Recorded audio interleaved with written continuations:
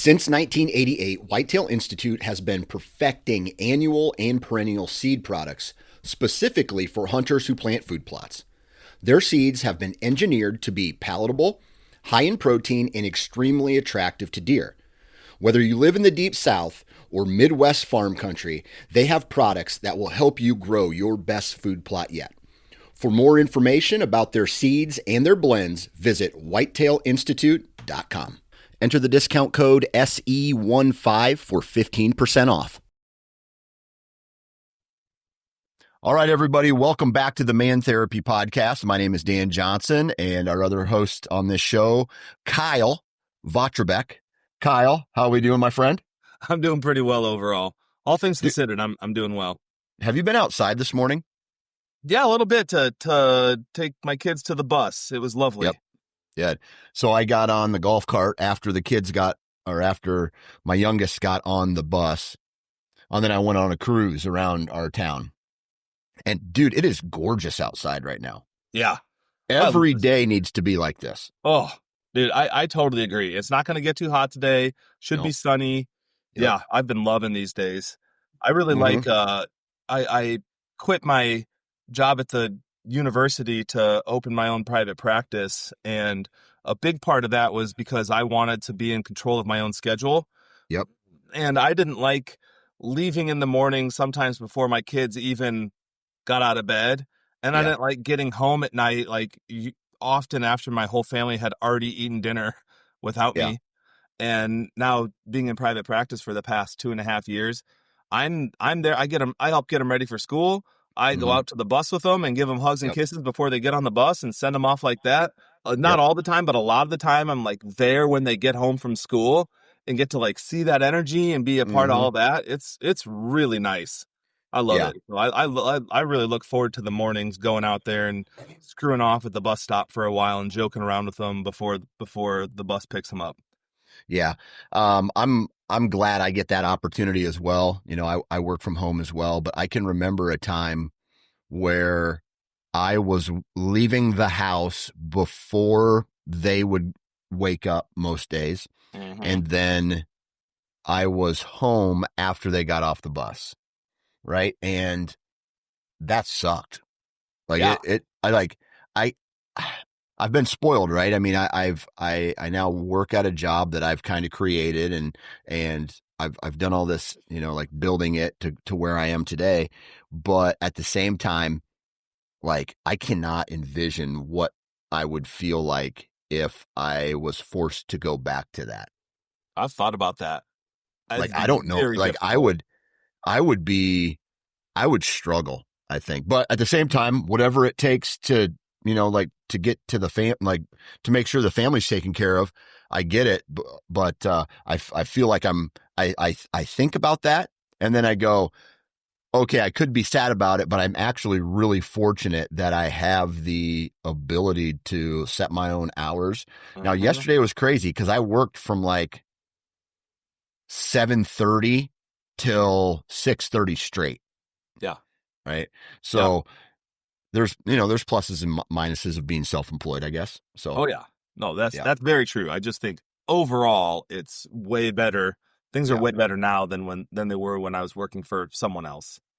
I get so much more of the things that are really meaningful to me. Cause I'm not talking about like, oh, I like sleeping in cause it's like fun and leisurely for me.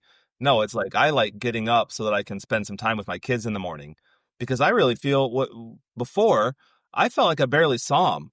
You know, if I get home from work at 6, if I get off around 5, or sometimes it's like there's a lot going on, so I'd get off work at 5:15, 5:30. If there's like bad stuff going on at work with like a lot of risk issues or something with the client, you know, maybe I'd get off at 6:37.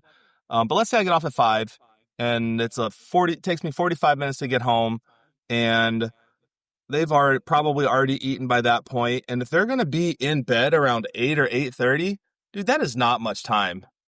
It's like a few hours a day with your kids. Like, ouch. Yep. Not good. Yep. Not cool. I'm not okay with it. But then my wife starts a project. And then yesterday, because she took the day off because yesterday was my youngest son's birthday. Yeah, happy birthday to him. so she took the day off, and unfortunately, I wasn't able to. So she starts this little project, Mm-hmm. and of course, she, hey, can you get this for me? Can you do this for me? Can you help me with this part? Can you help me with this part? And then it becomes my project That's too. right. Like, so I was on a ladder. Okay, can you set this ladder up for me? I'm afraid of heights. Can you get on the ladder and paint this for me? Yep. And so, so I had to drop what I was doing. And I like, what is it about? I don't know. Maybe you go through this. Like, whenever my wife starts something or expects me to do something, like I'm that guy's like, yes, this would have been awesome if we planned and prepped for it and we had a plan to go together. And my wife doesn't do that at all. She's like, well, today I'm painting windows.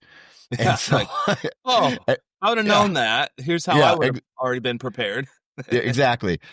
So luckily we had everything we needed. And then I had to get up on, I had to stop doing what I was doing, stop working right in the middle of the day, and start painting some windows. And then I had to work later in the day because of that. So right.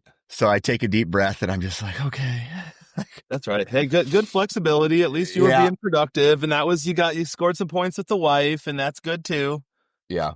It did push your work stuff back, but you were able to do it. Yep, absolutely. All right. That's funny. I got a question for you. Example. Let's hear it. I was thinking about this the other day. I woke up in a really good mood, right? And I was like, Jesus, man, the sun is shining and it's beautiful out. And, just like you wake up in a good mood. And then there's days where there's the opposite, where you wake up and you're just like, like I didn't, let me ask you, is there something you do to purposely try to get out of a bad mood and be happy? Yes, I would say there definitely is. I try probably a few things. I try really hard to summon the feeling of happiness. So I remember what it feels like. So I'll try really hard to be like, all right, what's that feel like? And then I try hard to like even find the spark of that inside and then nurture that. Yep. Often I'll think like, dude, it doesn't matter how you feel right this very second. Like, how do you want to feel? And then I guess it's probably pretty similar to fake it till you make it, but I prefer the term act as if. Like, act as if you're happy. Act as if you're like, whatever the emotion that you want is, act as if you're that way, and often it'll end up clicking in. So I just through, I'm 42 years old, through enough life experience, I know that if I just plain start acting happy, I will end up being in a better mood. So I don't have to like overthink it. I don't have to spend too much time intellectualizing. It's often it's just as simple as like, just start pretending like you're happy, and probably within 15 minutes you will be, because when you start to behave that way, the universe starts reflecting that back to you. So if I get up out of bed and I'm all grouchy and grumbly with my family, then they're going to be like grumbly back to me, and then it's going to be like reinforcing and it's going to be shitty. But if I start in a bad mood, and sometimes my wife's good at being like, hey, like, are you okay? Or you're in a bad mood. Then I'll try really hard to just like act like I'm not. And dude, within 15, 20 minutes, I'm not anymore. I'll start my big thing is, I start to play with the kids. Like, I'll just try to just start playing with them. Like, I could be in a grouchy mood, but I'll just like grab my son off the couch and just drag him to the floor and then just start like wrestling with him. It's a game we call bear. He's like, can we play bear? But even if he doesn't ask to play bear, like, I'll just start to play bear. I'll just grab him and just drag him. And he might be like, no, don't, Dad. Don't, leave me alone. And I just drag him to the floor and start wrestling with him and getting all over him. And then, before you know it, like, my daughter's just excited that that's happening. And I'll just crawl over like a bear and grab her by the ankle and drag her off too. And dude, I can't even help but have fun with that. You know what I mean? So I just kind of tried to ignore my bad mood, and I take responsibility for it instead of just being like, yeah, fuck it, I'm in a bad mood. I deserve to be. I feel justified. It's like, dude, I don't want to be like that. So I try really hard to basically act the opposite, unless I have a real, like if my mom had cancer and she was like not doing well or something, like I would have every right to like be down. and I would take care of myself if I did. But if I just woke up grouchy because I didn't get much sleep, then I'd probably try to like play with my kids. If it's really bad, I'll just stay out of everybody's hair because I don't think everybody should have to be around me if I'm in a grumpy mood. So those are kind of the tactics that I take. How about you? Yeah, I was thinking about this the other day. I try to separate myself from what is causing the anger or the frustration. So a lot of times I'll just go outside, right? I'm a bow hunter, so I like to shoot my bow because when like for archery, if you're not focused on the target, then you will make a bad shot, right? So the cool thing about archery is you're focusing so much on all of the things necessary to pull off of a good shot, that all of the other things in your mind kind of go away, right? And so I do a little bit of that. Most of the time I can go on a walk. I can go on a golf cart ride. I can play catch with my boy. My oldest son, he's down for a good game of catch anytime. Love right? that. Hey, let's go play catch. Yeah. Or most of the time he's asking me, let's go play catch. Love that. And I'll be down for that. I do the wrestling thing too. Yeah. Right. There's times where if my wife is angry or frustrated, my brother taught me this one. It's called hug out the hate. Okay. And so what you're doing is essentially my wife is in a bad mood. I'll walk over, I'll grab her, I'll hug her, and she'll get more angry as I hug her. But I don't let go until it reaches the point of ridiculousness. Yeah. Okay. So mad. Leave me alone. And then it's like all the energy that you use to be angry just is like, you just kind of, all right, get back to it, and maybe that didn't solve any problems, but sometimes what happens is you don't even know what you're upset about. Yeah. In this world. And you're like, so for me recently, I've been doing this thing where I will start to watch, usually it's kicked off by the news, or maybe sometimes it's through scrolling on social media, where I will be in a good mood, but then all of the negative things in life that are on social media and the news catch up to me. I'm just like, what the hell is going on with this news and that? And you get pissed off for something, and you're like, well, wait a second. That has nothing to do with my life right now. Directly, right? Indirectly it might, but directly it doesn't. So why am I in a bad mood and portraying that on others? Yep.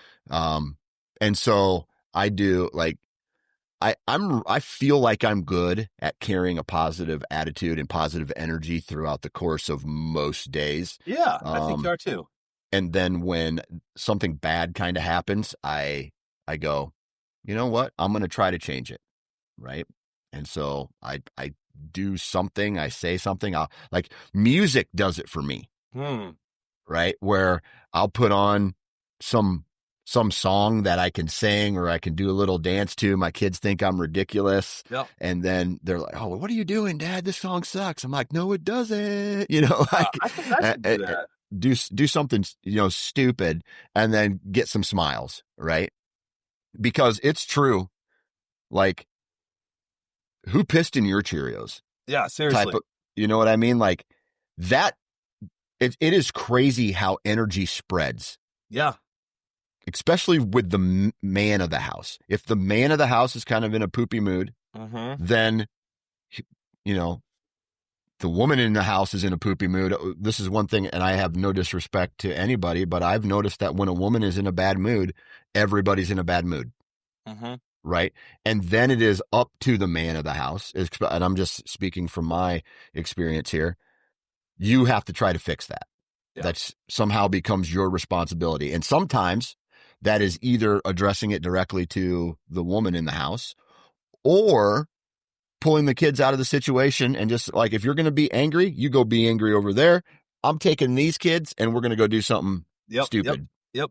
So we do that. My wife and I both do that for each other. If I notice she's in a bad mood, I try really hard to get the kids away from her. And if she notices that I'm in a bad mood, she'll try to get the kids away from me. Yeah. One kind of overarching theme that I'm noticing here that I really like is the idea of purposefulness Yeah. and responsibility. So like all of this is you recognizing that you're in a bad mood Mm-hmm. and recognizing that that's your fucking responsibility. Like Yeah. your mood's your responsibility, Mm-hmm. and your behaviors with your family, that's all your responsibility. And things go so much worse if you don't take responsibility for it and you just allow yourself to be a sourpuss Mm-hmm. versus if you're like, you know what? I don't need to be like this. Let me try and turn it around. And you start taking some accountability for your own emotions. And then you do something purposefully to make things better. Like, what a gift you just gave yourself and your family. You know, Yep. I appreciate that. I think to me, that's a sign of emotional maturity. I think people that are less emotionally mature, just like, I'm just in a bad mood, deal with it. Mm-hmm. It's like, no, how about you take accountability and responsibility for it? And why Yeah. don't you do something to improve your experience on this planet so that we don't all have to suffer with you? 100%. I like that. I learned at a very young age, nobody gives a shit what kind of mood you're in because Mm-hmm. everybody's dealing with their own stuff. And so if you're pouting and you're like, yeah, well, boo-hoo me, like, I don't give a shit. Like if if it was something major, like a loved one passed away or you got fired or something Right. like that, Right. then yes. But if the rain is falling or the dishes are stacking up in the dishwasher or so, I don't know. You can add any example where it just doesn't, laundry isn't caught up with or whatever, like deal with it. Yeah. Like I just don't understand in this world. And I think it actually is a perfect representation of some of the craziness that goes on in the world where people have become entitled in their emotional state that somebody else is the problem. Yeah. Right. Kyle, Yeah. you're the problem why I'm having a bad day. So I'm going to have a bad day. Actually, no. That's not true. Right. Yeah. The reason you're having a bad day is because you're having a bad day.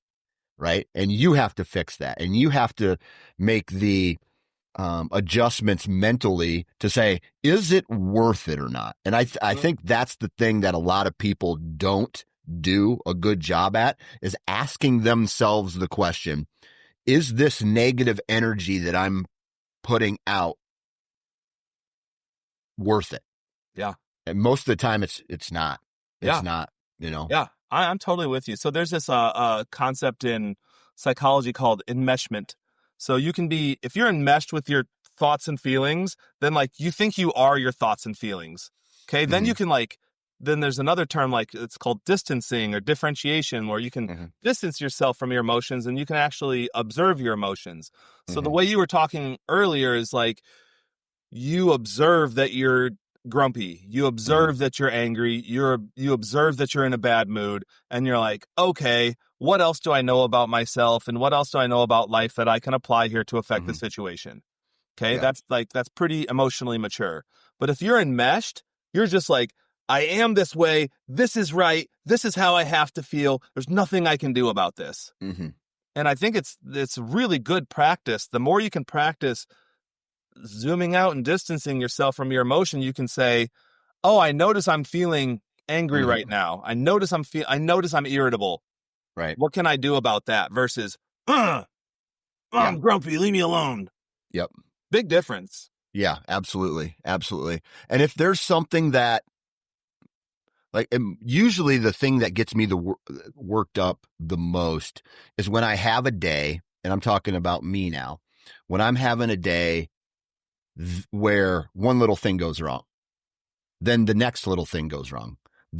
So I have this like domino effect of shit because, okay, well, I had to put out this fire. Now because it took me 1 hour to put that fire out. Now I'm 2 hours behind in work today. All right. Well, another 30 minutes of a problem. Now I got to go pick my kid up from school. And those are usually the days where I'm the most frustrated because I have to work till 11 o'clock midnight at night. Right. Just to get done with the day's work. And so once I'm thrown off schedule tends to be when I am the most irritated. Irritated. But then at the same time, I also have to identify that in my household, nobody that lives there is the reason for that. So why am I mad at them? Why am I mad at my kid for being a kid and frustrating me because I'm annoyed with the loudness in the house and things like that? Yep. And I think, do you think that men handle those types of situations better or worse than women? It's a good question. I wonder if you can generalize, because my mind goes more to like, God, it just seems to me like it boils down to the individual person. Because I know some guys that like wouldn't that don't handle stuff very well, and I know some women that do, and vice versa. Mm-hmm. So I don't know. To me, it comes down to an individual person. There Yeah. might be something to the a difference of the sexes in that way. I mean, one thing there comes to mind is that in my mind, women are generally more patient with kids, and I wouldn't be surprised if that was a built-in biological mechanism that they have to be able to be more patient with kids. Yeah. Um, but also, I mean, I've certainly seen a lot of women not be.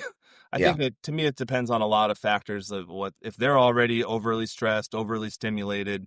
I don't know. To me, it's person by person and how much what their capacity is at that moment, and also how much work they've done to build their own capacity. Right. Right. um, Anything else that you do to try to change your mood or bring yourself into a different space? Yeah, yeah. I'll just hug my kids. Mm-hmm. That helps me. Yeah. I'll just hug them. Mm-hmm. I'll come out. Sometimes I come out in the morning in a bad mood, and I'll purposefully just go straight to each of my kids and just hug them and love on them a little bit, and I just start to feel a little bit better. Yeah. I wouldn't be surprised at all if you do this as well, but humor, like Mm-hmm. I can start getting in a bad mood when the first bad thing happens, and then the second bad thing happens, and it's like, all right, I'm pretty freaking annoyed. And then at some point I like to step back and just be like, ha, what are you gonna Yeah. do? You Yeah, know, exactly. I'll just be like, well, I guess it's just raining shit on Kyle today. Like, Yeah. hey, here we go. It is what it is. And I'll just try to use humor and just laugh about the situation. Because at some point, I just accept, like, all right, A went bad, then B went bad, then C went bad, and I'm just fucked. I just need to like Mm-hmm. stop. I'm like, you know what? Everything I'm touching is turning to shit today. Maybe it's Mm-hmm. best if I just stop touching things. you know, Mm-hmm. like let me just press pause for a little bit, and so I try to laugh about it, try and joke about it. Yeah. So that's how we handle it, right? When we're in a bad mood, that's how we handle it. Now, men of the household also have a responsibility to their families. All right. Mm-hmm. So, what are some things that Kyle does in his own family to try and pull people out of bad moods? Yeah, that's a good question. Huh. Okay. When my daughter's the easiest one by Mm-hmm. far because it's with her it's just a matter of finding something that she wants to do. Yeah. Um or I can leave her alone and Mm-hmm. she'll pull out of it eventually, but like I know the stuff that she likes to do and she loves to spend time, so she could be in a really bad mood, and if I can find the right little like art activity to do with her or card game or something, Yeah. um she'll do really well. Um, my son, if he's in a really bad mood, he needs time. He either needs time, food, or like a silly distraction. If I can get silly, and actually I think silliness works with both my kids. If I can get Mm-hmm. like really silly, and then that'll like distract him. It's like he forgot that he was mad, and he'll just like it's like a reset button for him. Yeah. But otherwise, if he's in a really bad mood, he just needs time to get out of it. And odds are, I just need to like shove a bunch of food in his mouth because he's like so freaking active and he never wants to stop playing to eat. So I think 80% of the time he's just hungry. Yeah. If he's in a bad mood, it's usually because he's hungry, bored, or tired. So I just act accordingly, shove food in his face, find something to do with him, or just like keep people away from him. When my wife's in a bad mood, she doesn't tend to take it out on me too bad or the kids. The best thing I can do for her is to get the kids away from her. Yeah. If I start, like, I'll start like cleaning and picking up, and it's really helpful to her to come home to like a clean space. It stresses her out if things are not tidy. So Yeah. that's definitely a thing that I can do. But if she's already like just overstimulated and in a bad mood, I'll try really hard to get the kids away from her. That's like the main thing. Or I'll be like, why don't you go lay down? And I don't not in a, I don't say that in a shitty way. I say it in a nurturing way. Like, I got this. Why don't you go ahead and lay down? Or like you could go to bed early tonight. Like I can get the kids to bed. That's no problem.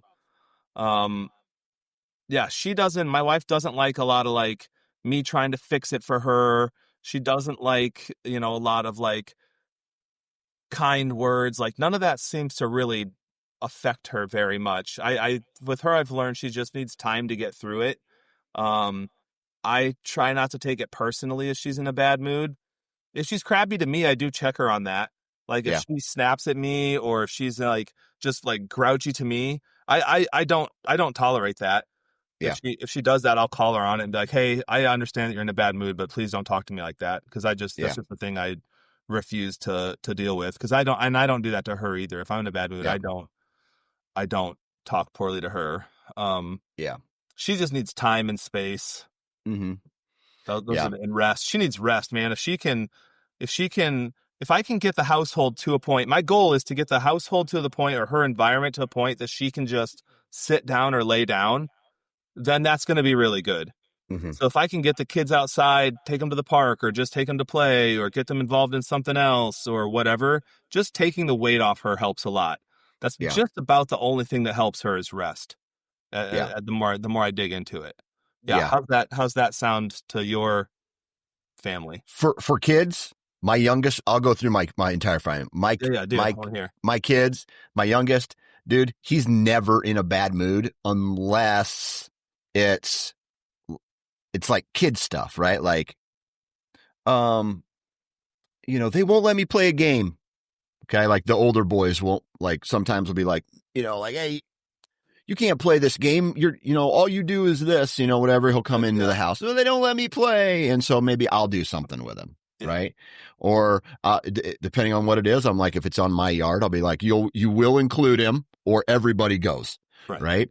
And so I'll force it upon everybody to involve him. Yeah. He falls down and scrapes his knee. Well, this hurts, I'm like, all right, let's, take a deep breath. Are you good? Good. Right? Like, bring them to their center. They realize it's not as bad, and then they go. Yeah. Let the moment pass. Yeah. Yep. My oldest son, he's a unique individual, and I love it. Uh-huh. Like, I love it about him. He carries around a lot of anxiety. Uh-huh. Right? And here's an example. This morning, he found out that he has, like, I do a lot of walking him off the edge, right? And so, like, this morning he found out, oh my God, I only have like $4 in my lunch account. Okay. But mom, I gotta get mom, dad, hey, mom, I tried telling mom, dad, hey guys, lunch money. And he obsesses over it. And he obsesses over it. And he obsesses over it to the point where I'm just like, all right, buddy, you got to give us time to handle it. He wants things done and fixed right now. Oh yeah. Right. And that doesn't happen. So I'm just like, all right. So I have to be extra detail oriented with him on how I fix a problem. Yeah. Right. For my youngest, I can fart or something and he'll go, and now he's in a good mood. Right. You know what I mean? Like, and then, so my oldest boy, the middle child, he's just he's harder on himself. He wants to make everybody happy. He's like, he uses humor to try to be cool around others. And sometimes it means at the, what's the term I'm looking for, where he'll try to act too cool sometimes. So sometimes I have to check him to get him. Okay. All right. Then, and for the most part, he's pretty happy with, he's easily turned back to the the light, so Yeah. to speak. Now, my daughter, we joke around with her. We call her the dark princess. Okay. And she will carry anger for a very long period of time. She will go to bed angry and she'll wake up angry, and it will be sometimes days Oh no. until that goes off. Yeah. But one thing that does work with her is the hug out the hate type of things, where I'll just lay down on top of her. I'll put my thumb in her armpit. Yeah. And she's like, she'll get so angry with, leave me alone. And then I get her to smile. And I go, I got it. I got it. You know, she's like, oh, yeah. And then she'll back off, and then we'll hug, and then, you know, it's good. Yeah. You know, but she's that type of person where I'll be like, what are you angry at? And then she'll be like, well, this and this and this. And I'm like, so nothing? Like, so you're angry at nothing? Dad, leave me alone. I need time, right? She's a, you know, going to be 13 here pretty soon. Oh, yeah. So she's that hormonal change, if that's even a thing. Maybe we've been swindled to think that. Yeah. But she's going through that type of womanhood right now. Yeah. And so I don't know if that has anything to do with it. And then, like, my wife, I love her to death, but she tends to make a mountain out of a molehill, and I laugh. There's sometimes where she will be upset, and I just am like I'll laugh at her, and I'll be like, "What are you upset at?" Well, this and this and this and this. I'm like, "Do you know how you solve that problem?" Like, the dishes are dirty, right? I feel like I do a really good job at doing my fair share around the house. Mm-hmm. And for her, oh, the dishes are dirty. Do you know how you fix that problem? By doing the dishes, right? like then that problem goes away. Yeah. Right. And so there's a lot of a lot of times where I'm just like, come on. You know, like, are you really mad? What are you mad at? Yeah. Whatever. So it's like an extended version of a little bit like my daughter. So I've learned tricks to kind of, my goal anyway, is to maybe not fix their anger issue immediately, but to pull them further away from that. And sometimes, and sometimes that is me doing the task that requires them to do that.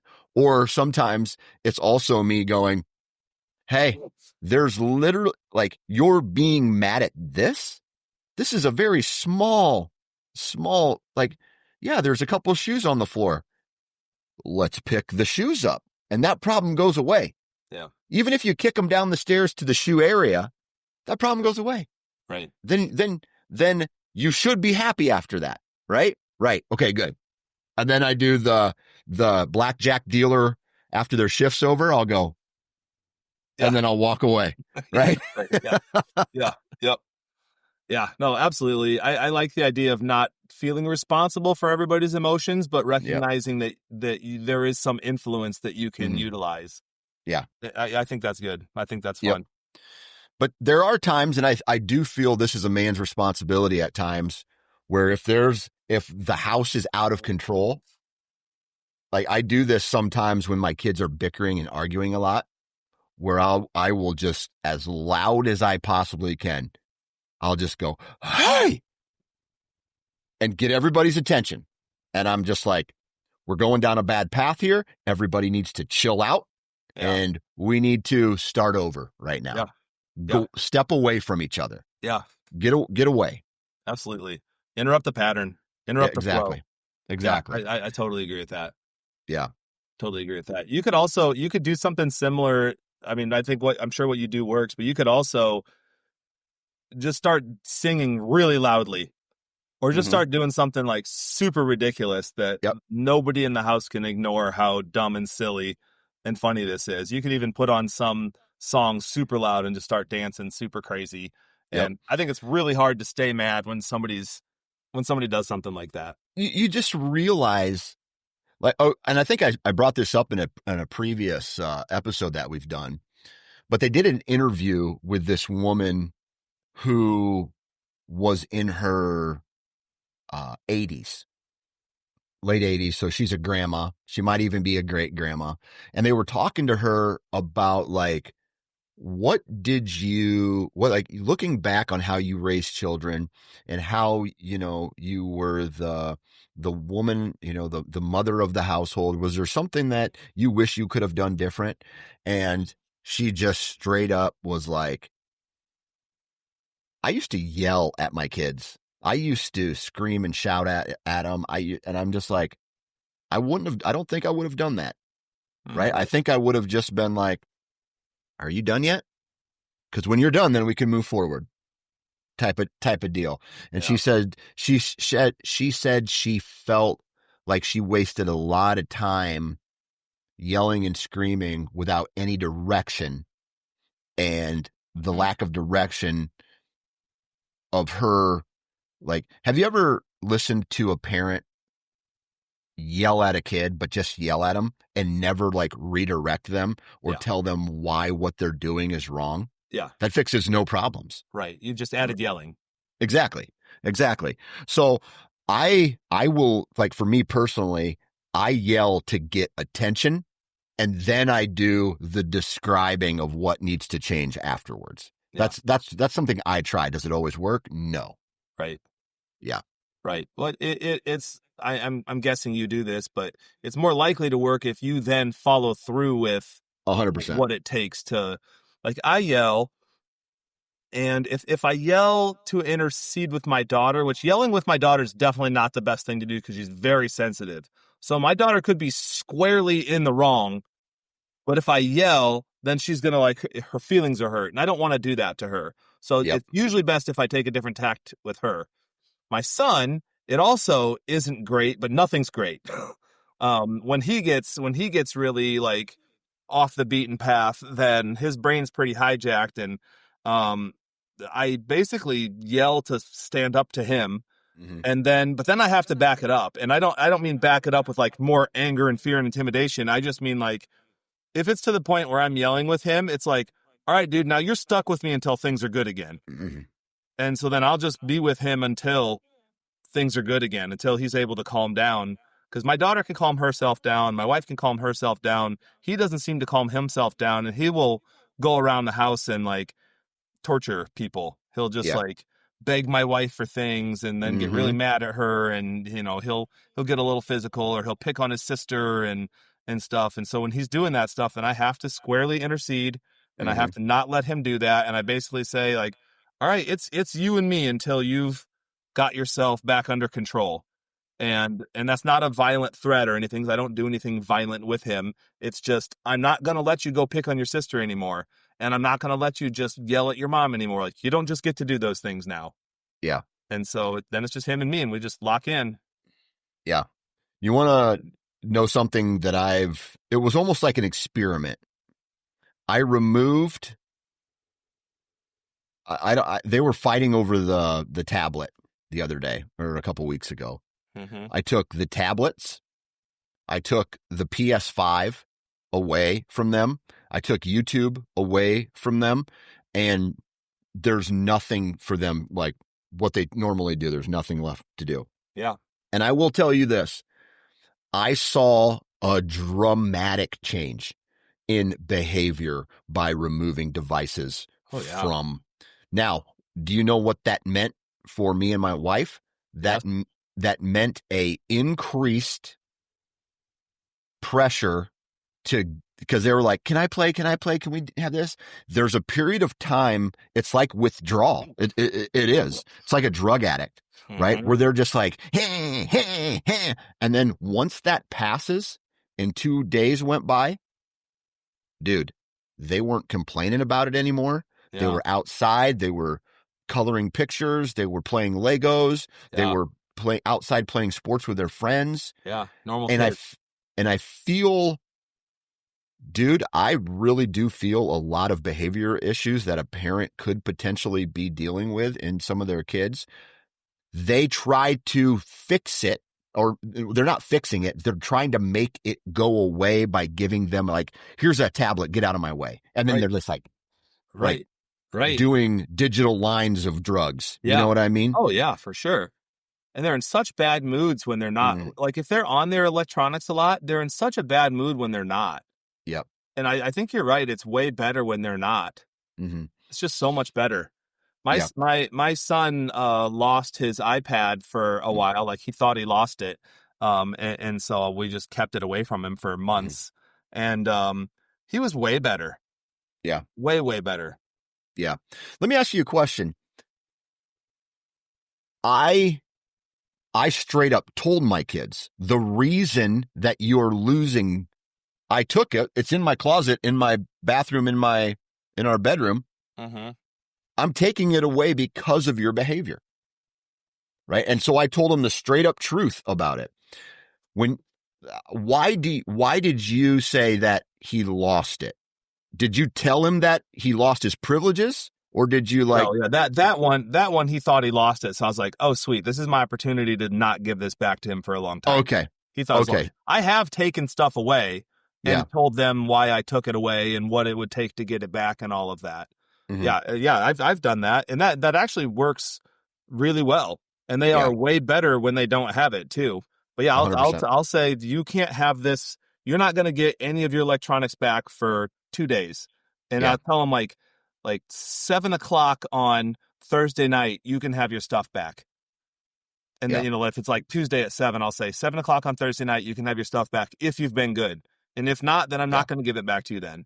And I'll take all their right, stuff and hide it. yeah, And there's been like if my son like refuses to take a bath at night, I'll say, okay, you don't get any electronics until you take your bath. And I don't care how long don't take a bath for a week for all I care, but you're not going to get your electronics until you do.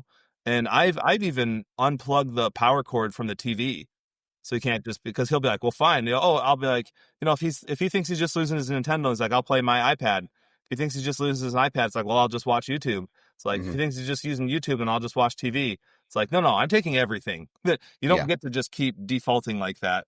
So I'll take everything and I'll say, it's just totally up to you. Whenever you do the thing that you're asked, you can have it all back. This isn't going to be a weird power struggle. It's just all on you. yep, Turn yep. it around and you can have it all back. You want to know what's sad Yeah. is when we would wait for the buses, not the younger kids, but the older kids now, 12 to high school age, when we were waiting on the buses, or I would see a group of young kids. I went to a Subway the other day to pick up a sandwich, and there was a group of girls. They weren't talking to each other. They were all on their phones, and there's Yeah. four of them in a booth, and they were just sitting. And I look at that and I go, the people that you want to hang out with are literally in the same booth as you. Why aren't you talking to them? Mm-hmm. Right. And so that tells me that there is these connections to these devices that some people would argue, hey, that's how everybody communicates these days. I can understand that, but I feel strongly that cell phones and smartphones and social media, man, I want to say it's probably a social net negative. Yeah. I'm sure you can argue benefits, long distance relationships, and communicating with grandmas through, like when my kids, I tag my grandma in it, and that way it pops up so she can see it. Yeah. Right. Awesome. But just like what it does to the culture, where I literally the other day picked up my phone to make a social media post for my business, and I was on it for an hour and didn't even know it. Yeah.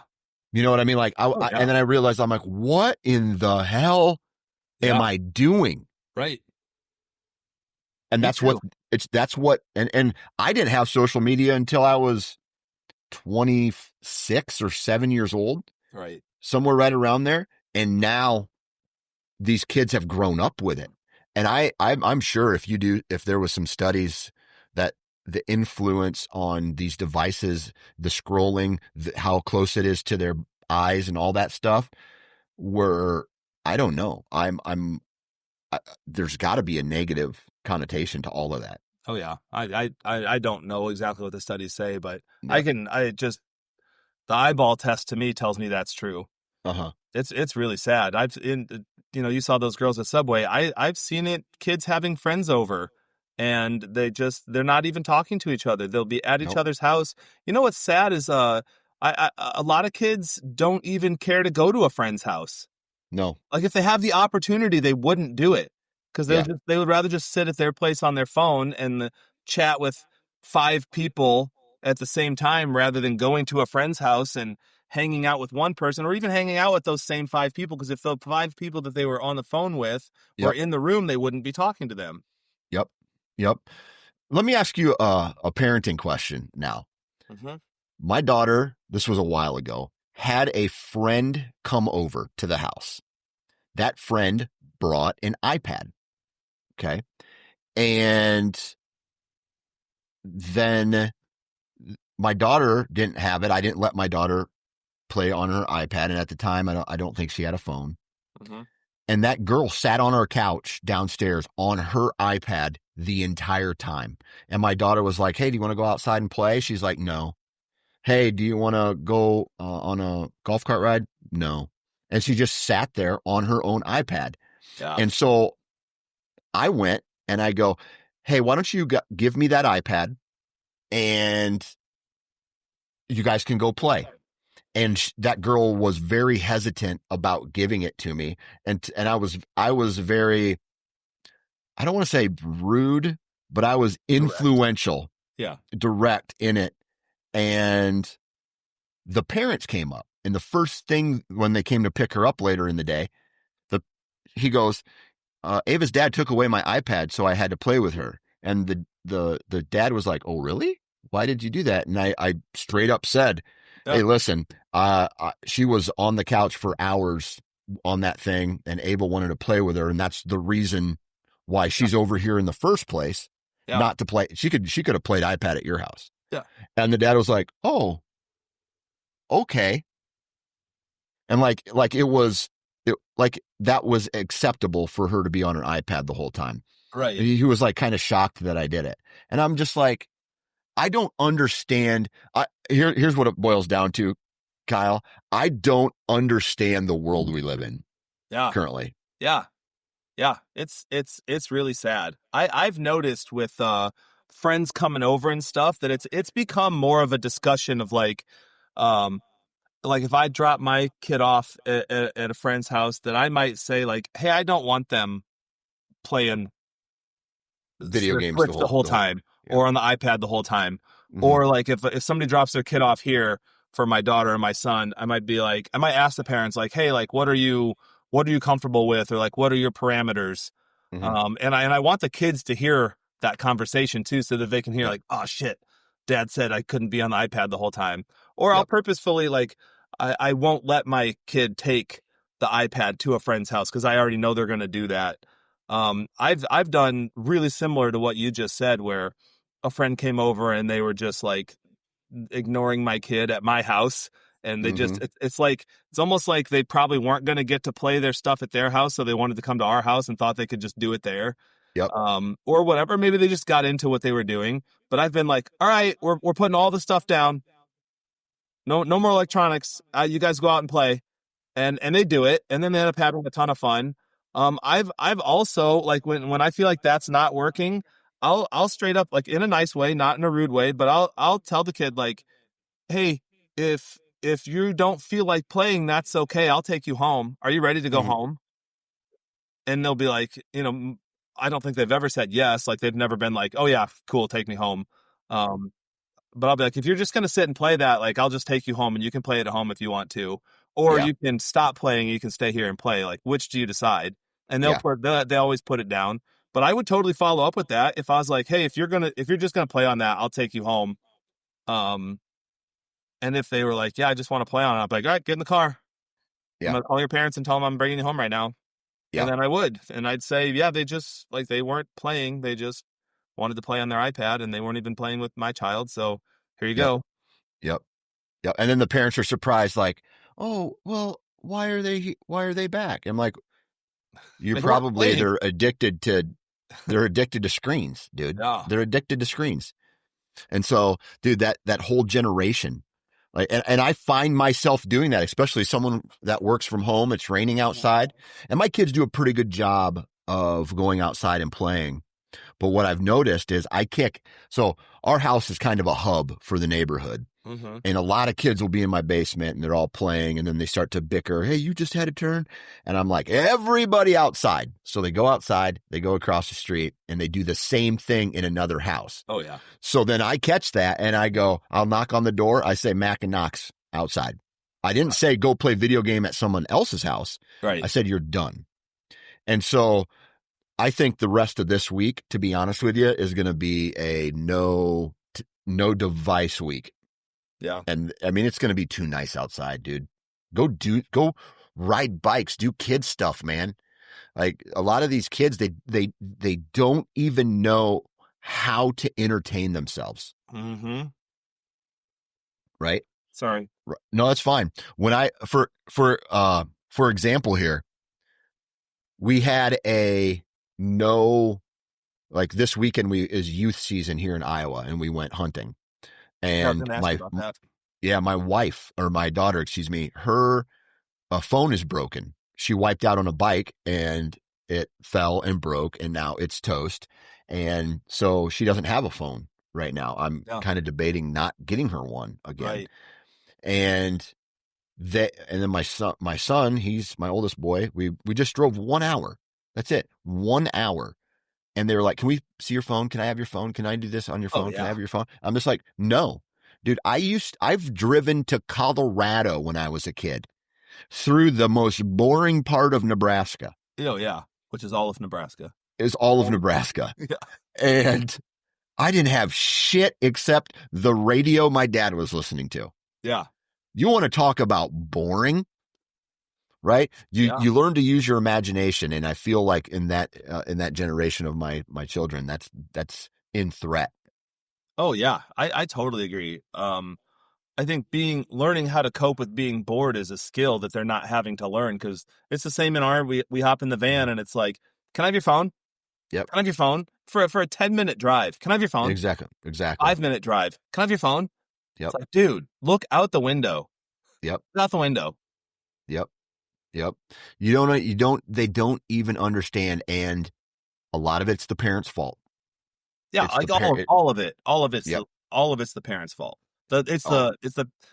We have to take responsibility 100%. It's like, oh, this darn kid has to be on a device all the time, as we begrudgingly hand it back. It's like, dude, that's on us. That's on me for doing that. And then they go to school now, and I don't know. I don't think there's a ton of books anymore. They're learning to read, and they're learning to read. Yes, I know there's packets because they send packets home, but I think my daughter, she does a lot of her classes on a laptop, and she's 12. Yeah. And so they're on a device there. They're on a device at home. They're on a device. And some people would argue, that's the future, right? Everything's going everything is in that direction. Like these kids have now grown up with digital devices. I mean, and they're saying that in certain countries, there is a population decrease because people are on device and choosing to have relationships online with people, as opposed from going out, which is reducing the people getting together, which is reducing more people getting married, which is reducing people having children. And if they are having children, it's at a much later age, and therefore they're not having as many children, and therefore entire populations in certain countries are declining. I can see it. Yeah. That kind of stuff blows my mind, dude. Oh yeah, totally. Yeah. I just feel sad for like a normal childhood lost. Mm-hmm. I love, like, my son will beg to go over to your house and see if you guys are outside. And I try so hard to say yes. As often as I possibly can, I say yes to that. Like, yep. I'll even be like, hey, let's go bug the Johnsons. Dude, we'll go to your house without being invited. And I know we can do this from experience. We'll go, like, either I'll ride my bike with my son, or he'll ride his bike and I'll ride the golf cart, depending on how I'm feeling physically. But I do try to ride my bike. We'll just go to your house uninvited. If you're outside, we'll just join in whatever everyone's playing. And if you're not outside, I'll be like, go knock on the door. Yeah. Because I know that's going to be welcomed. I know Yep. you'll be happy to have your kids, get stirred up and want to get outside and play. And that's a fun thing to have a friend knock on your door and want to play. That's a benefit of being in a small town that we live in. But like Yep. I try so hard to facilitate that. But that also takes this is not me like tooting my own horn or frosting my own cookie, but the sentence I was going to say is it takes a parent that's willing to get off their ass to do that. Because, like, Fact. dude, do I 100%. feel, man, I'll be super honest with you, man. It's pretty often that I don't feel like getting up and getting on my bike and riding to someone's house to see what's going on. I always am glad that I did it after I did it. But for me, like, just the tiredness that I already have, and I mean, I'm already kind of settled in, and maybe I'm already on my phone or, whatever the hell I'm doing. But you know what? Like, I owe it to my kids to get off my ass even if I don't feel like it, get on my bike and fucking ride over to a friend's house and knock on the door. Yep. And there will Yep. be a time I don't think my kid's old enough to do it yet. He's only 7, but there will be a time when I do feel comfortable with him. I'll be like, go ride your bike to your friend's house. I'm not there yet. I still feel like a responsibility to supervise, to take him there. But yeah, it takes me getting off my ass.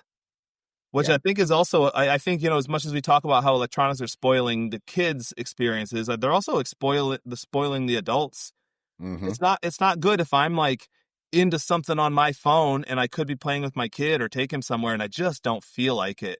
So I don't Right. feel like moving. It's like, yeah, Kyle, maybe you've been sitting on your fat ass for 3 hours, and that's a Right. lot of inertia that you're going to have to overcome to get up and get on your bike and Yep. ride a half a mile to your son's friend's house to see if their family's outside playing. 100%. So that's the thing I have to like hold. I have to look at myself in the mirror there and be like, yeah, Kyle, get off your ass, man. When I was drinking, Mm-hmm.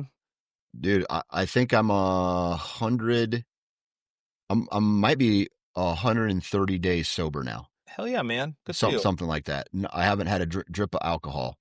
Um, and I will say this, that by me quitting has allowed me to not feel tired because, you'll have one beer, you'll have 2 beers, and then you get tired and you're like, Yeah, I don't want to do that. And now I'm past that. Hey, I need a beer. Let's have a beer stage. Yeah.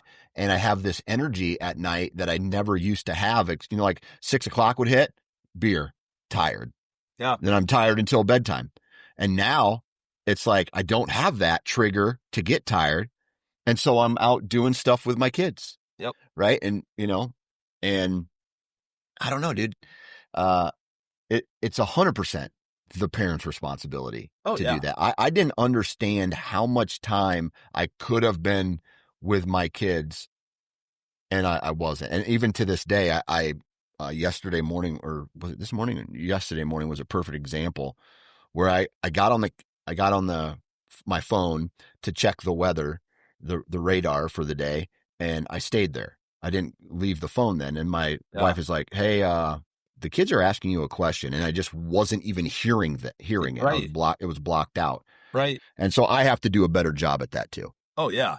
I was just reflecting on like my own inner child of there have been times where I've like gotten like sick of being on my phone, like, oh, I got to get off of this. And so I'll be like, all right, I should set this down.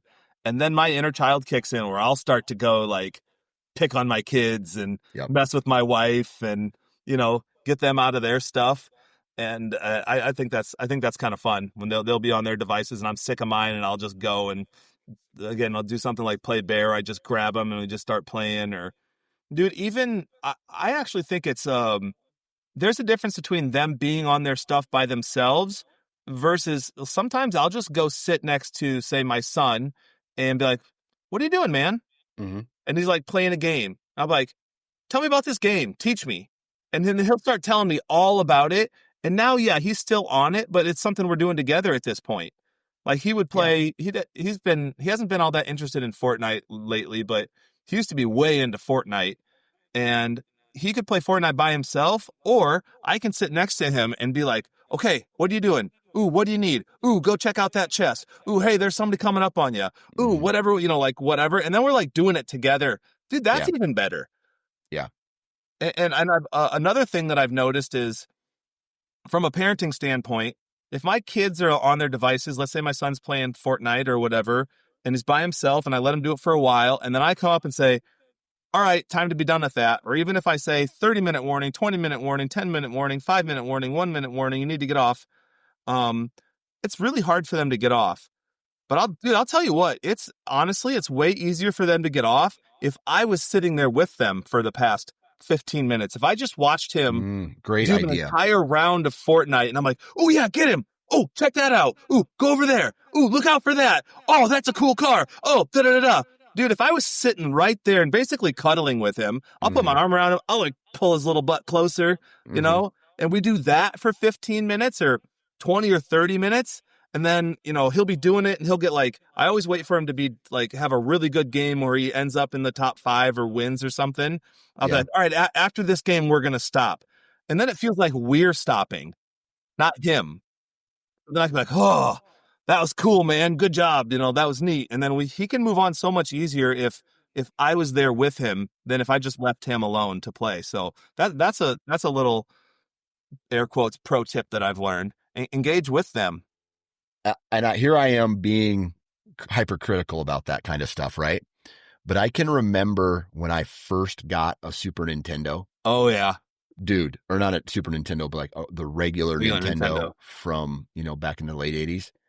Dude, I played for days at a time. Oh, yeah. Where, like, in the summertime, I would play Mario Brothers or RBI Baseball or Tecmo Football for 10 hours of a day. Have you ever played video games for so long? Can you remember that feeling of just being like you're exhausted playing this game, like mentally, your hands are tired from hitting the buttons, and you're like, I've hit a wall because I've played so many video games. Right. I can remember those days and playing that, especially in the wintertime when there was like a weekend and it was snowing, and my dad would just be like, go play Nintendo.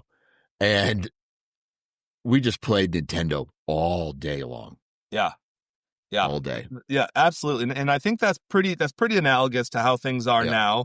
You know, that's kind of always been around. Or like there's a lot of kids that were couch potatoes that just watched TV all day and their parents couldn't get them off the TV. That's pretty similar. Yep. Dude, I'll tell you what though, the major freaking difference is that back in the day, there was like a cohesive storyline happening. Or there was some sort of curated show that wasn't like, there was no chance. If your kid was watching Saturday morning cartoons, or if you were watching Saturday morning cartoons when you were a little kid, there was no chance of some weird sexual video coming up. Yes. And your parents didn't know about it. But I'll tell you what, man, like my kids like to watch like reels, or, you know, if they're on like TikTok or stuff like that, which we try not to let them do that stuff too much. But dude, I always make sure I'm within earshot when they're on it, and I'll hear some weird shit. And I'll be like, 100%. what is that? And my daughter will be like, I don't know. And I'm like, skip. And she skips. But like, dude, stuff comes up. Also, like, you know, when you sat down to watch a Saturday morning cartoon, you watched the whole fucking cartoon. Yeah. You saw the whole story play out. You didn't literally see 5 to 10 second random snips for 3 hours. And when when you were playing Nintendo, dude, you were having to focus. You were having to plan. You were getting some hand-eye coordination. Very goal-oriented. Very like, you had to, man, those games were set up that you had to like, the levels got harder and harder. And you would often get to a point where you like, you know, this level was easy. This level was easy. That one was hard. That one was harder. Fuck, I can't beat that one. You're like, oh my God, I got to beat that. So you start over and you've got some mental stick-to-itiveness. So you have to beat all those levels leading up to it. And you're like, I can't beat this freaking level. And then, you know, maybe you ask a friend, how do you do it? And then you keep going back to it. And then you beat it and you're like, yes, I did it. Dude, there's none of that when it comes to like just sitting and scrolling. So have you noticed the games that they're playing now? There's no end. Right. There's no end to them. Like there's levels, and you just are collecting a higher dollar amount or a higher, or the next best little piece that comes out, but there's no end to it. Yeah. So, we used to beat games.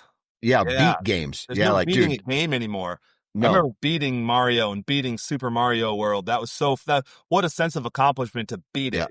Yep. Yeah. And now the game's like they're playing one called Grow Garden or Mhm. something brain rot, like Italian brain rot. I don't even know, but it's a conveyor belt of things that come by. You pick it, and then, or you go and buy it with the money that you make off the game. And then you grow this thing, but then you add stuff to it. Like, oh, you need the epic sprinkler in your garden. You Right. need the majestic one in your garden, and all these different things to make your plant grow bigger, but there's no end to it. Yeah. Right. You never start over. Yeah. Now you can sell things, but what that does is it just keeps kids coming back to it over and over and over and over again. And that's the goal. I mean, obviously that's the goal of the developer. The more time that they spend on a game, the more money they're going to make off it. And so I don't know, man. Life is crazy. Life is crazy. Yeah, it's up to us to take responsibility I mean, obviously for ourselves. I can't, Yep.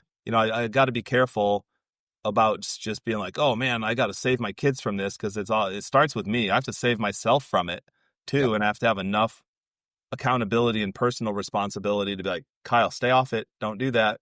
Maybe delete some stuff, which I've done. There was a game that I got way into that just turned into like, oh, I'm just doing the same thing over and over, but now it's 20% harder, 25% harder, 30% harder, 35% harder. And it's like, but it's the same exact thing. They're just scaling it up endlessly. And I'm just like, yeah, I got to do this. Oh, I've got this thing. And my wife's like, can you get off that, please? And I'm like, hold on. I'm like almost at that next level. But the next level is exactly like the previous one. It just took a little longer to do the exact same thing. Yep. And I finally deleted it. And when I did, I was like, oh, wow, there's a whole world out here. Holy shit. Wow, look how green the grass is. Oh, I should probably mow that. Yep, exactly. Starts with us. 100%. 100%. Well, Kyle, great conversation. We'll chalk this up as a BS session today. Absolutely. I think it's relatable. I think the conversation that we had today was very relatable. It's relatable to today's environment for not only just happiness, trying to be happy, trying to be like, as a man, I truly do feel like it is on the man of the house to control the environment and emotional state in the house. Sometimes that's harder or easier said than done in certain instances. And then at the same time, sometimes we may think we're happy, like insert device here, and it's just causing to more of the problems when the device is then removed. Yeah. Can I ask you? And I know that you're trying to wrap up, and so you don't have to. It's okay. We can go as long as we want, man. You mentioned like as a man, you say that phrase and you mention that a lot more than I do. Mm-hmm. And my question is, and it's definitely not because I don't like identify with being a man, because I definitely do, but my question is like, how much was that a part of your upbringing? How much did you hear from men in your life, like as a man or being a man means it? Like, how much were you explicitly talked to about manhood, or how much was life framed as manhood to you? Because it was never like basically not ever. So I'm just curious. I don't make any assumptions about what it was for you. I'm just curious what it was for you. Did your That's dad a great question. or anybody say like, yeah, as a man, you need the da-da-da-da? Because I didn't get any of that. Yeah. Okay. Neither did I. Yeah. But I was shown it. Uh-huh. Okay. So my mom and my dad both had jobs when I was younger. And so my parents dropped me and my brother off at a farm all day long. And my grandma, this is where like the traditional roles in I don't know how to say it other than the traditional roles of what a man. My grandparents were out doing chores. They were working the farm. They were fixing things. They were, building things, planting crops, harvesting crops. Meanwhile, my grandmas were in doing the laundry, cleaning the house, cooking the meals, making sure we were taken care of, that type of stuff. Yeah. And then when we were done taken care of and my grandpa was out doing chores, we'd ride along with him in the tractor. And Yeah. so I didn't really ever have a man say, a man should do this and a woman should do this. Yeah. I grew up and observed what that environment was like, right? My dad was, I don't know if it was a workaholic per se, but he worked. And I mean, the dude worked. He Yeah, I worked a did too. lot, a lot of hours, and it was the responsibility.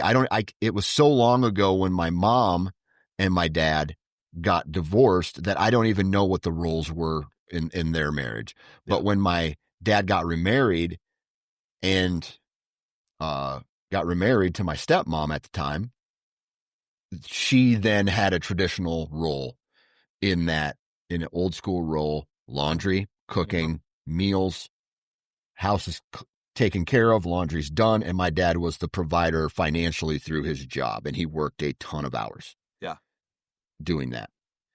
And so when I say it's a man's job, I feel like when there is a problem that is not getting solved, then it should be the man's job to fix it.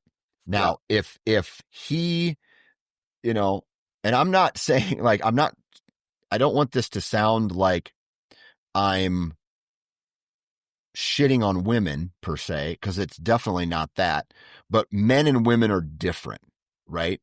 I think when there is a problem and the problem is we have a crack in our concrete, there is no emotional solution that can solve that problem. Right. The kids are out of control right now. Well, there's no emotional solution necessarily that, because if you use emotions to solve logistic problems, it will never work, right? There's a crack in the concrete. Well, we better fix it. Yeah. Right. We fix it. We fix the problem. Well, I'm sad because I'm getting bullied at school. All right. Call the school. Hey, bullied, fixed, boom. And I think there's times when it's like, I don't know, like there's times where emotions come into play, but then there's times where, like, I'm done talking, I'm fixing the problem. Yeah. Right. And so if your house is out of control and the emotional side has failed, then it's time for you to step up as a man and fix the problem in the house. Right. And not delay and delay and delay and delay and delay. Right. But there's a problem. We got to fix it.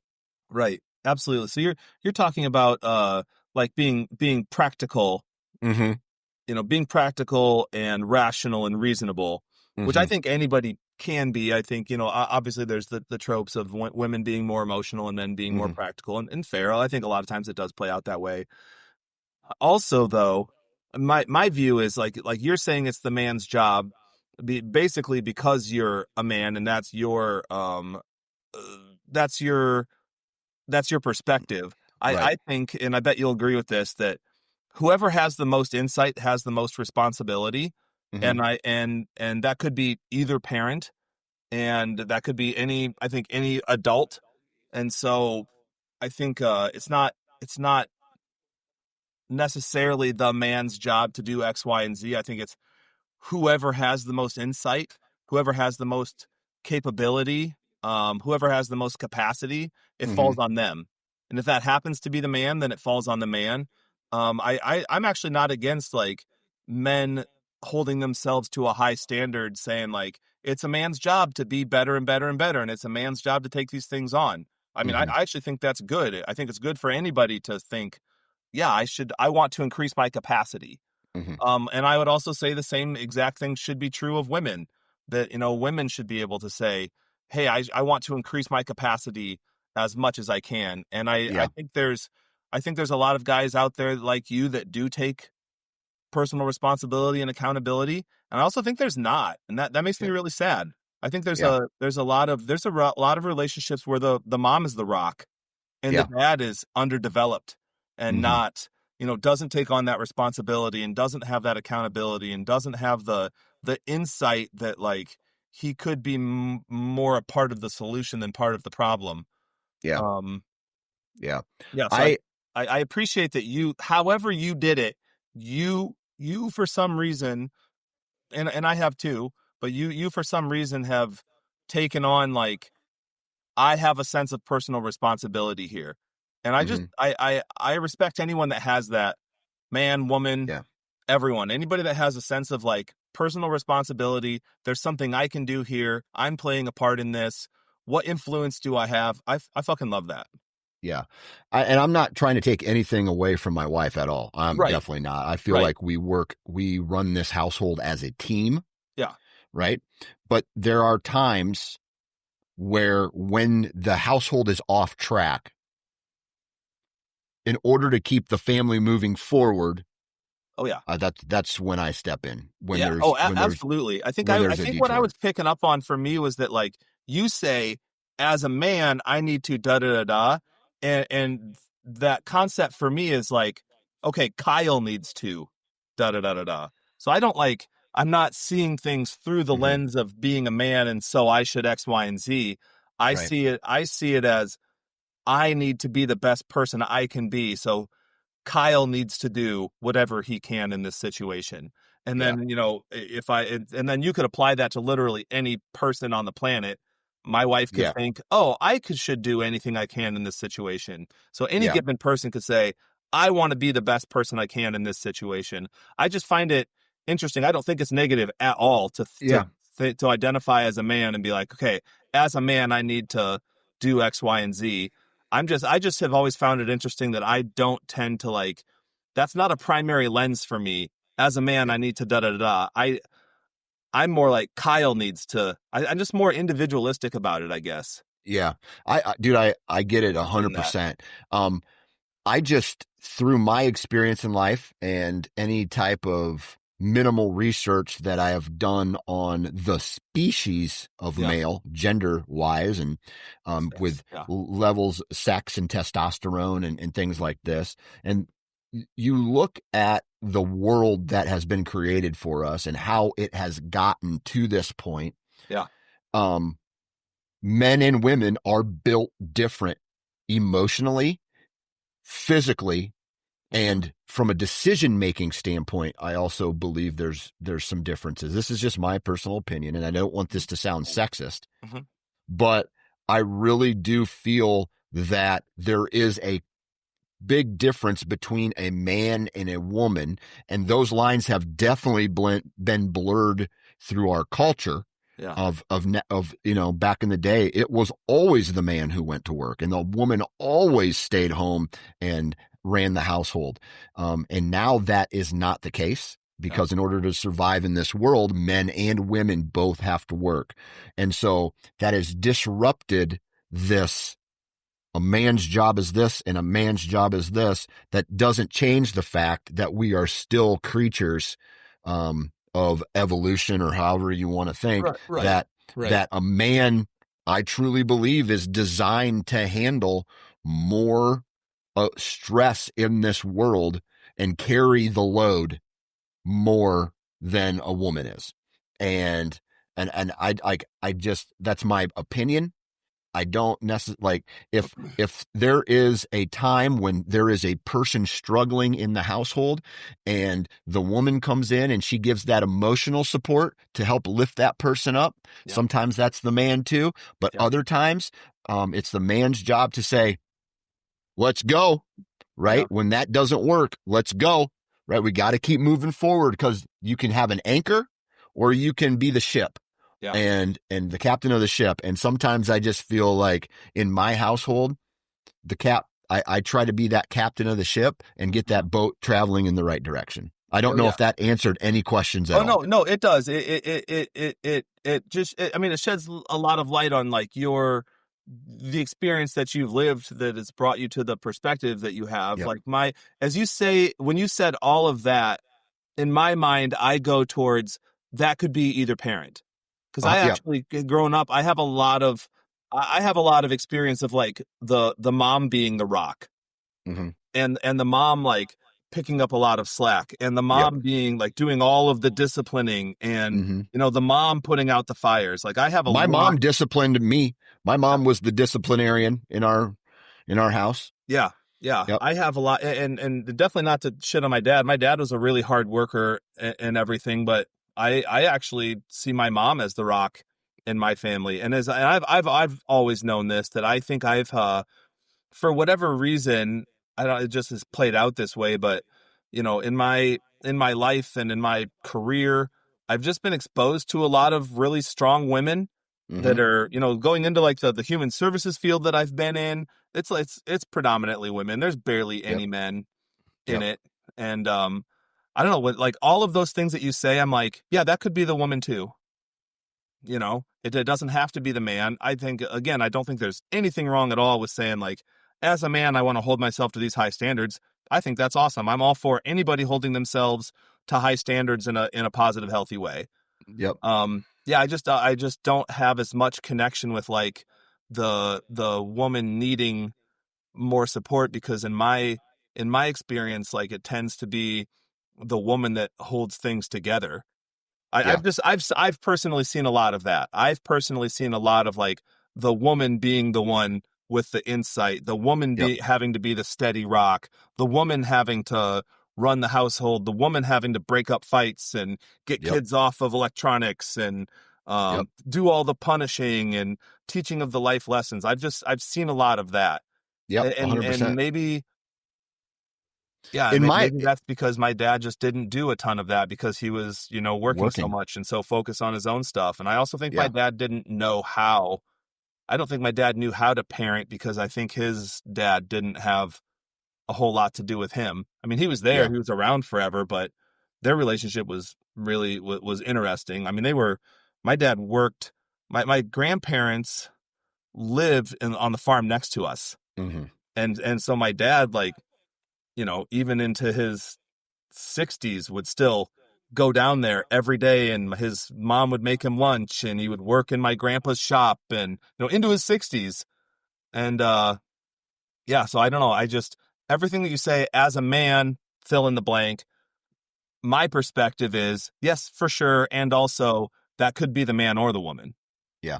Yeah. So that's not at all putting down your perspective. I'm just more like just adding my Yeah. I additional get it. perspective to it, that that I that, that I could get it. be whoever has the most insight has the most responsibility, because I think there's a lot of women out there that actually do have display a lot of the traits that you're talking about, that you identify with as a man, of like, I've got to turn things around, I've got to like be the rock, I've got to be the heavy hammer, I've got to like run the show. Yeah. um I think that's actually a pretty common dynamic. I think there's you're lucky if you have a strong male in the household, I think. I don't Yeah. I don't know that I would say that this is too much of an overstatement. I was going to say I don't know that the average male in the household is a strong figure, but I actually know a lot of like awesome husbands. I know a lot of awesome guys that are involved, but I think when I think of previous generations, I think more of like the dad and the lazy boy, Hmm. detached because he put in his work and now he's detached from everything else. And the Yep. mom fucking also working Yep. and having to do absolutely everything else. So I Yeah. think I have a lot of exposure to that. Like, Yeah. I the can see dad that. being really the dad being kind of a lump on the log, and the woman doing like, also working full time, but then doing everything regarding raising the kids and Yeah. teaching life lessons. So I think any family is super fucking lucky to have even one healthy parent, whether it be the father or the mother, and like just exceptionally blessed if you have two parents Yeah. that are involved and give a shit and are trying. Like, that's fucking awesome. Yeah. Yeah. I will say this, like, let me ask you a crazy question. If Mhm. you could and you made more money, because I think financially is what holds a lot of people back. Mhm. I'll tell you what I would love. I would love if I made enough money to where we could keep our same lifestyle and my wife would not have to work and she would be that traditional stay-at-home wife. If Yeah. you asked my wife if that would be the role that she wanted, without hesitation, I could say she would say yes. Mine too. Yeah. My wife's a super hard worker too. Yeah. I mean, my wife's badass. Same. But I know in a heartbeat she would so much prefer to not work and stay home, take care of the house, take care of the kids, take care of all that. In a heartbeat, she would. Yep. Yeah. Yep. I mean, she might have to find other stuff to like, she might get a little bit bored too, so she wouldn't be a lump on a log, but yeah. Well, as we all know, which would allow me to work more hours, right? If there was this traditional role in the house where, I'm up here in my office crushing it, then I don't have to take time to go do any of the housework that I'm not begrudgingly doing housework. I know it's part of my role right now. And so I do it, right? Mow the yard, and, I also do a lot of coaching and things like that. And so knowing then that is on her now, that's her responsibility, and she would approve, or she agrees that that's her responsibility, then I'm up here making more money and putting more time into the business and all of this stuff. Absolutely. And so, yes, I think, and I think a lot of women would want that life. I think, this is just my experience and the people that I know. I think there are definitely, and I think that's a Midwestern thing. I'm guessing that's a Midwestern thing. I wonder. I'm guessing the majority is a Midwestern thing. I think once you get into more liberal cities and that definition of man and women's responsibilities in a marriage is even further blurred. Yeah. And then like it's more of this equal partnership where I still think it's equal, but I still think a man is a man and a woman is a woman, and there's still tradition that cling to those labels and culture, and as opposed to let's say New York City or Chicago, downtown Chicago, or a bigger, more liberalized upbringing. And I don't mean that politically, in any sense, but just liberal. Culturally, then you start to see those more progressive. You see everything get blurred even further, right? And so it's now, I'm a man, I'm a woman, we both do the laundry, we both do this, and we both do that. I think it's even that traditional line is blurred even further once you get into that. So and this is something like I'm still trying to figure out, right? Because I am from the environment of this is a woman's job and this is a man's job. Yeah. You do those things in a culture where my wife is working. So now it is my responsibility to put 50% of the housework in. Yeah. And 50% of the child raising and 50% of the cooking and dishes and all that stuff. Oh yeah. Like that's, Yeah, no, I totally agree. I think, I really like the concept of a relationship being equal, whatever equal looks like, So like if I work an 8-hour day and she works a 4-hour day, but puts in a number of hours of housework, that's equal. Yep. But if I work a 8-hour day and she works a 4-hour day and then she watches TV for 4 hours, and then I get home and she's like, all right, well, the dishes need to be done and the laundry needs to be done, so time to share the load. Well, then it's like, whoa, when's my 4 hours of watching TV? Yeah. It's like, it just needs to be equal, whatever equal looks like. So like, I actually, I know a lot of stay-at-home moms that they do a lot of work during the day. They get a lot of shit done, and there's a lot to show for it. It's like their house is really nice, and their, meals are planned, and it's like, that's their contribution. If I worked for 8 hours, 10 hours, that's my contribution. What's your equal contribution? And I don't care what it is, but it should be something. Yeah. That we decide together is equal. Yeah.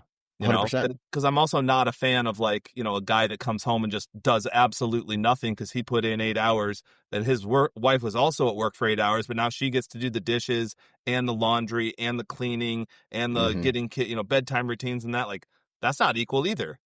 Yeah. So I think equal, whatever equal looks like, I'm a big fan of. That's a fact. That's a fact. Cool. Well, my friend, great conversation today. Yeah. This is the second time we're going to try to end this podcast today. The Midwestern goodbye. Midwestern goodbye, right? But Kyle, appreciate your time. If you guys who are listening to this could do us a huge favor, go to Apple Podcasts, Spotify, or wherever you download the Man Therapy podcast. Give it a 5-star review. Leave your comments there. If you have any questions about this, go find the Man Therapy Instagram page. Our logo on the podcast matches the logo on Instagram. And if you have any questions or want a specific topic covered in this podcast, do us a favor and reach out to us, and we'll be happy to help. So good vibes, everybody, and we'll talk to you next time.